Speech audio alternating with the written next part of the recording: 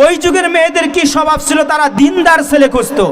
আজকে আমাদের যুগের মেয়েদের কি স্বভাব হয়েছে, মেয়ের বাবাদের কি স্বভাব হয়েছে, ছেলের চরিত্র কেমন সেটা দেখে না, ছেলে নামাজ পড়ে কিনা সেটা দেখে না, ছেলে নেশা করে কিনা সেটা দেখে না, ছেলের যদি সম্পদ থাকে, ছেলের যদি একটা সরকারি চাকরি থাকে, তার চরিত্রের কি স্বভাব থাকুক বা না থাকুক, তার সাথে বিবাহ দেওয়ার জন্য রাজি হয়ে যায়। বলেন ঠিক কিনা?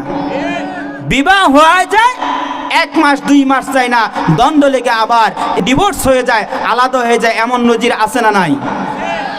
আমি অনুরোধ করে বলবো, বিবাহ দেওয়ার পূর্বে দেখবেন ছেলেটা 5 ওয়াক্ত নামাজ পড়ে কিনা, তার আখলাক ঠিক আছে কিনা, তার চরিত্রটা কেমন, এটা পরীক্ষা করে। যদি ছেলেটা হোক গরিব অসুন্দর, যদি তার আখলাকটা ভালো হয়, তার চরিত্র যদি ভালো হয়, সে যদি নেককার হয়, দিনদার একটা ছেলের কাছে যদি আপনার মেয়েকে বিবাহ দিতে পারেন, আল্লাহ রাসূল সাল্লাল্লাহু আলাইহি ওয়াসাল্লাম বলেছেন, যেই বাবা একজন কন্যা সন্তানের পিতা হওয়ার পর ওই কন্যা সন্তানকে সে দিন শিক্ষা দিয়ে দিনদার একজন ছেলের কাছে বিবাহ দেয়, আল্লাহর নবী বলেছেন তার জন্য, আমি নবী বলে দিলাম, একটা জান্নাত বরাদ্দ হয়ে যায়। বলি সুবহানাল্লাহ।